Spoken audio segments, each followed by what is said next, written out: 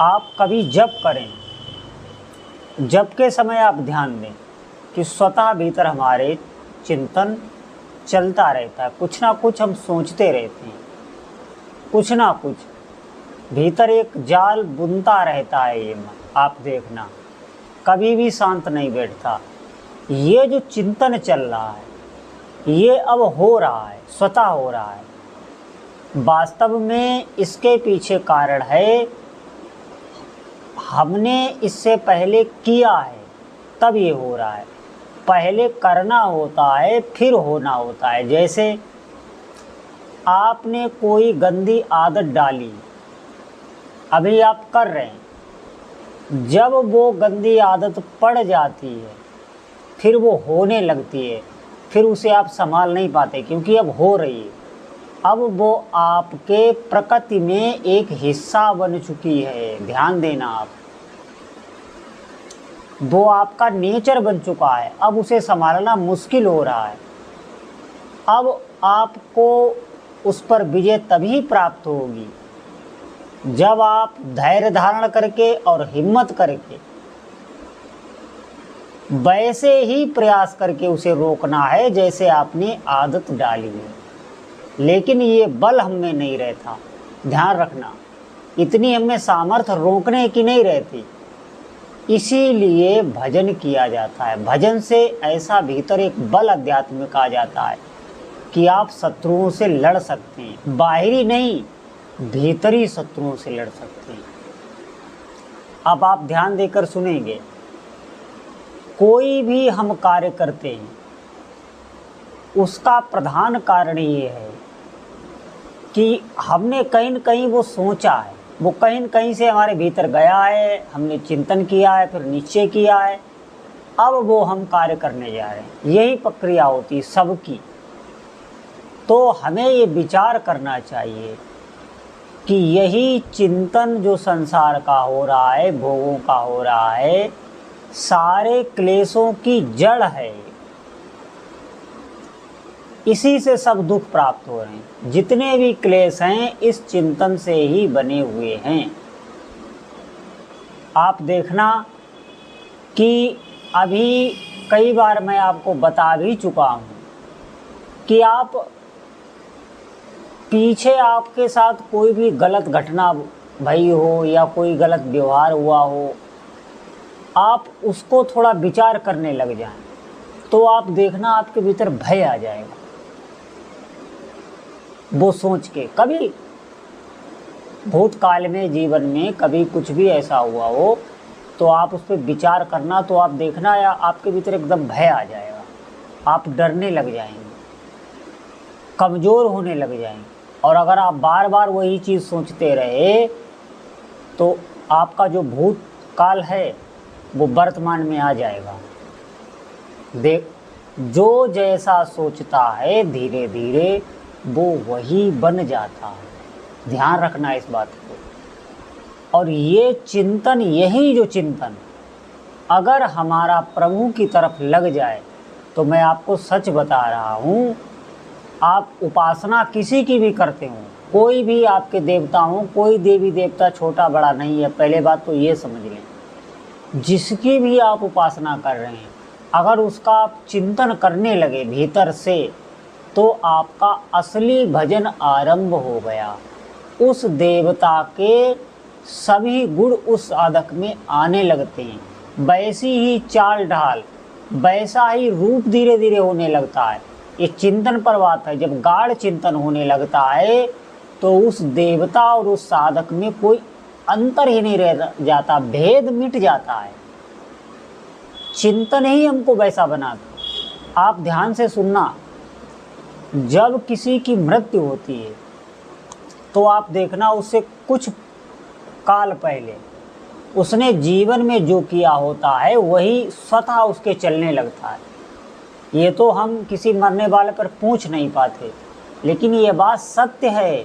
आप इसे चिंतन करके अनुभव कीजिए, उसके स्वतः वो चलने लगता है क्योंकि उसका अगला जन्म निश्चित हो जाता है। उसी चिंतन से उसका शरीर अगला बन जाता है।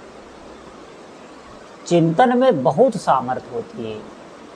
तो आप नाम जप जब कर रहे हैं तो इससे क्या होगा, ये आपके भीतर के विकारों को नष्ट करेगा। ये जो पाप रूपी मल जमा है उसको ये धो आएगा, तो आपका हृदय पवित्र हो जाएगा। फिर पवित्र हृदय में अपने प्रभु का चिंतन होने लगता है, करना नहीं पड़ता। जैसे मैंने बताया, एक करना होता है, एक होना होता है। तो करना तो आपको जप है, लेकिन चिंतन आपको ब्याज में मिलेगा, स्वतः होने लगता है जब अंतःकरण निर्मल हो जाता है। जब तक ये अशुद्ध है, आप ध्यान रखना, ये बार बार संसार की तरफ ही जाता है। हमने बहुत साधकों से ये सुना, वो कहते हैं भजन तो करते हैं लेकिन मन नहीं मानता, मन नहीं मानता, मन बहुत परेशान किया। सबकी जड़ मन ही बना हुआ। आप इसकी चिंता ही छोड़ दीजिए, आप भजन को पकड़िए, ये जहाँ जाए इसको जाने दीजिए। आप समझें, जब आपका अंतःकरण शुद्ध होगा तो यही मन भगवान का चिंतन अपने हाथ करने लगेगा, आपको कुछ करना नहीं पड़ेगा। इतनी सामर्थ्य भजन में है, इस बात को समझें आप। क्योंकि अभी मैं आपको बोल लूँ तो आप चिंतन नहीं कर सकते। आप चिंतन करने बैठेंगे तो आपका मन ये आपको और परेशान कर देगा।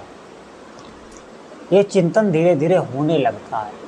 इसीलिए जप पर चिंतन लगाइए, आप नाम पर चिंतन लगाइए। भले ही आप नाम के श्रवण में ही चिंतन लगाएं, नाम का आप ध्यान ना करें, लेकिन नाम कम से कम ऐसा जपिए कि आप उसे सुनते रहें। सुनने में आपकी एकाग्रता होने लगे, बस आपका काम होने लगा। अगर सुनने में एकाग्रता होने लगी तो आपका काम हो जाएगा, चिंतन बनने लगेगा। चिंतन बहुत बड़ी सामर्थ्य है। इष्ट देव का चिंतन का मतलब है आप उनके साथ हैं, उस समय उनका ध्यान कर रहे हैं, क्योंकि वो सर्वव्यापक शक्तियाँ हैं, वो हर जगह विराजमान है। उनका चिंतन करने से ही उनकी प्रत्यक्ष अनुभूति होती है। भगवान चिंतन से ही सामने प्रकट हो जाते हैं, क्योंकि चिंतन जब बढ़ता है तो उसमें साधक डूब जाता है, और ज्यों ही डूबा भगवान का साक्षात्कार हो गया। तो ये बात, इसीलिए साधक ध्यान दें कि हमें नाम पर पहले तो भरोसा करना है, विश्वास बढ़ाना है और नाम में ही लगना है, तो ये हमें चिंतन मिलेगा। और एक बात ध्यान दें, चिंतन जब आपका होने लगेगा तो सांसारिक जितने भी जो कष्ट अभी हमको सता रहे हैं, ये कोई कष्ट व्यापते नहीं, क्योंकि आपका ध्यान प्रभु में है। और वहाँ से आपको इतना आनंद मिलता है उनका चिंतन करते समय। आप करके देखना कभी, सारे दुख सारे संशय जाने कहाँ गायब हो जाते हैं। और ज्यों ही संसार का चिंतन आरंभ हुआ त्यों ही हमारी वही दशा हो जाती है। आप देखना, जब आप सत्संग सुनते हैं या कहीं ऐसी पवित्र धार्मिक जगह पर जाते हैं या किसी ऐसे दिव्य संत के पास जाते हैं, तो आप देखना उस समय तो हम सब भूल जाते हैं, बहुत प्रसन्न होते हैं। लेकिन ज्यों ही बाहर हम अपने माहौल में आते हैं, हमारा फिर हाल वही हो जाता है, फिर हमें चिंता हो जाती है, फिर हम सोचते हैं सब बेकार है। ऐसा नहीं है, वो आपको चिंतन का सुख मिला, क्योंकि उस समय इतना वहाँ पे भागवतिक माहौल था, पवित्र वातावरण था, आपका चिंतन पवित्र होने लग गया, उससे आपको सुख मिलने लगा। इसीलिए चिंतन से ही सुख मिलता है, सच्चा सुख चिंतन से ही मिलता है। और संसार का चिंतन होता नहीं तो उसको दुख अनुभव में ही नहीं आता, तो वो साधक प्रसन्न रहने लगता है।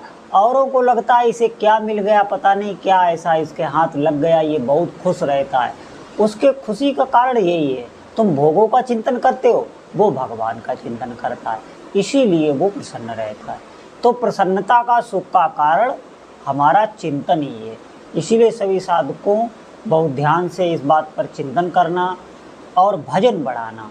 आप भजन पर ध्यान दें, चिंतन होने लगेगा। बोलो जय जय श्री सीताराम।